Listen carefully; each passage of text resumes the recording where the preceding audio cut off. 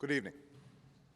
Tonight, I can report to the American people and to the world that the United States has conducted an operation that killed Osama Bin Laden, the leader of al-Qaeda, and a terrorist who's responsible for the murder of thousands of innocent men, women, and children. It was nearly 10 years ago that a bright September day was darkened by the worst attack on the American people in our history. The images of 9/11 are seared into our national memory.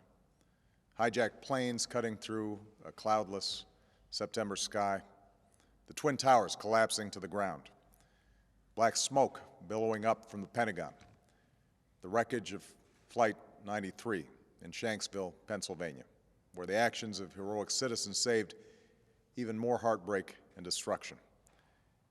And yet we know that the worst images are those that were unseen to the world. The empty seat at the dinner table, children who were forced to grow up without their mother or their father, parents who would never know the feeling of their child's embrace, nearly 3,000 citizens taken from us, leaving a gaping hole in our hearts. On September 11th, 2001, in our time of grief, the American people came together. We offered our neighbors a hand, and we offered the wounded our blood. We reaffirmed our ties to each other and our love of community and country. On that day, no matter where we came from, what God we prayed to, or what race or ethnicity we were united as one American family. We were also united in our resolve to protect our nation and to bring those who committed this vicious attack to justice. We quickly learned that the 9/11 attacks were carried out by al-Qaeda, an organization headed by Osama Bin Laden, which had openly declared war on the United States and was committed to killing innocents in our country and around the globe.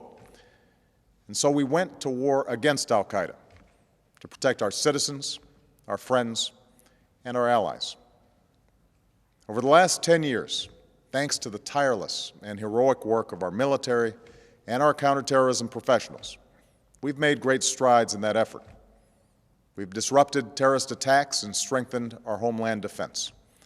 In Afghanistan, we removed the Taliban government, which had given bin Laden and al-Qaeda safe haven and support.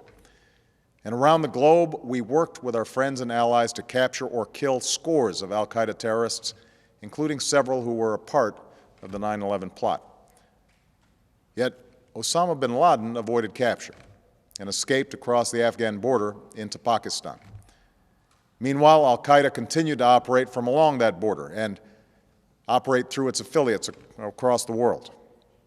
And so shortly after taking office, I directed Leon Panetta, the director of the CIA, to make the killing or capture of bin Laden the top priority of our war against al-Qaeda, even as we continued our broader efforts to disrupt, dismantle, and defeat his network.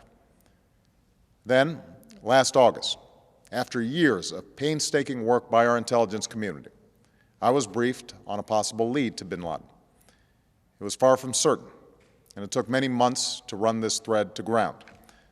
I met repeatedly with my national security team as we developed more information about the possibility that we had located bin Laden hiding within a compound deep inside Pakistan. And finally, last week, I determined that we had enough intelligence to take action and authorized an operation to get Osama bin Laden and bring him to justice.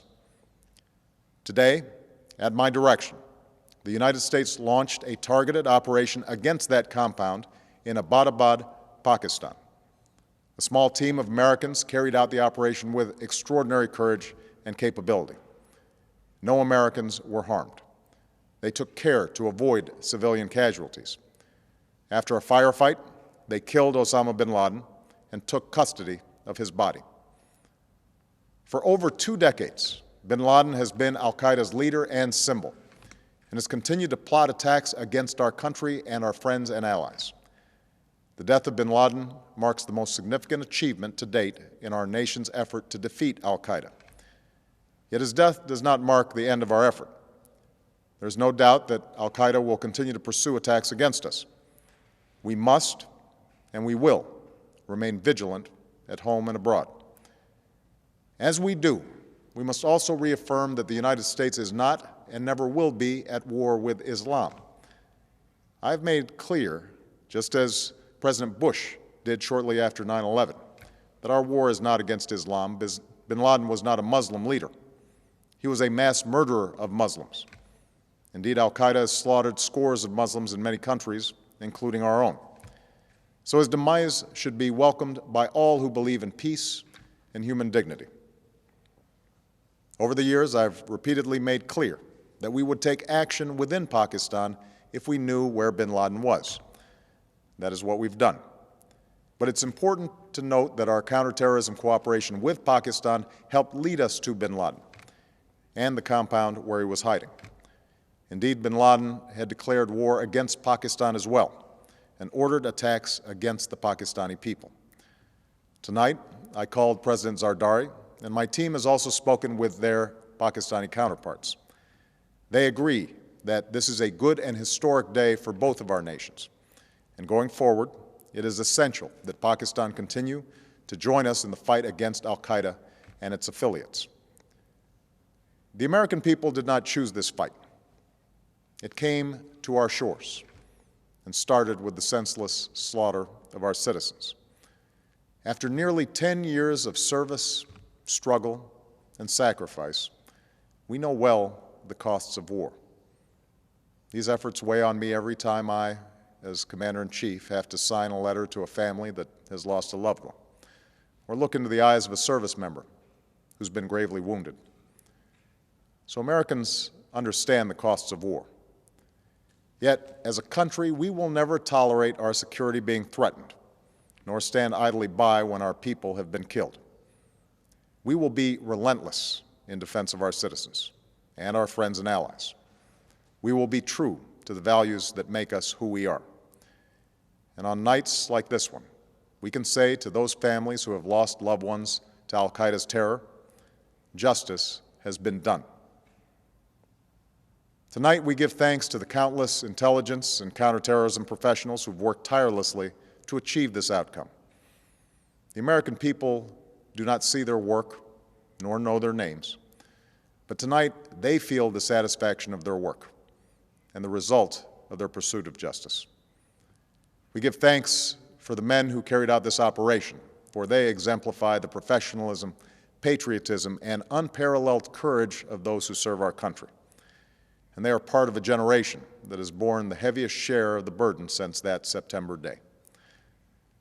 Finally, let me say to the families who lost loved ones on 9/11 that we have never forgotten your loss, nor wavered in our commitment to see that we do whatever it takes to prevent another attack on our shores.